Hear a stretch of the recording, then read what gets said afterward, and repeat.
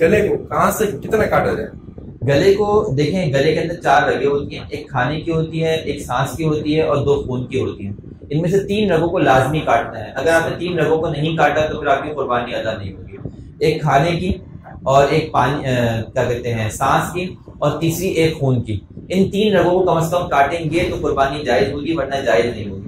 لیکن اگر آپ نے مثال کے طور پر صرف 2 کاٹی، یا مثال کے طور پر بعض اوقات ایسا بھی ہوتا ہے کہ کچھ لوگ بہت زیادہ کاٹتے ہیں، ایون ایسا ہوتا ہے کہ گلا کاٹنے کے بعد وہ نرخرے سے اندر جا کے حرام مغز کی رگ کو بھی کاٹتے ہیں۔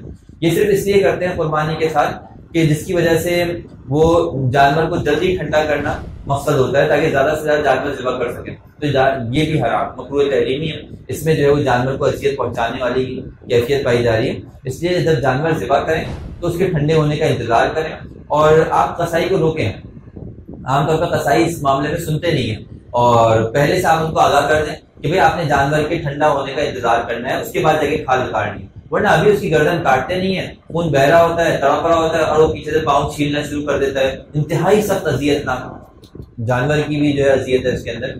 تو جب تک اس کی روح پوری نہ نکل جائے، اس میں سے جان بالکل ختم نہ ہو جائے، تب تک اس کو نہ کھال اتارنے دیں، نہ اس کو دیگر کام کرنے دیں، اور نہ ہی اس کو حرام مغز کے اوپر جو ہے وہ چھری مارنے دیں کہ وہ وہاں سے جلدی سے خون نکال کے اس کو جو ہے ٹھنڈا کرنے کی کوشش کریں۔ بس آپ نے گلے کی 4 رگیں کاٹ دی، 3 سے 4 رگیں کٹ جائیں تو ختم۔ آپ اس کے بعد تھوڑا سی دیر انتظار کریں، زیادہ سے زیادہ 1 منٹ یا 2 منٹ لے لے گا جانور، پھر ٹھنڈا ہو جائے گا، پھر اللہ کے اطمینان سے آپ اس کو جو ہے قبضہ کام کریں۔ قبلہ رخ جانور کا کرنا یہ ضروری، یہ سنت ہے قبلہ رخ کرنا بالکل جانور کا۔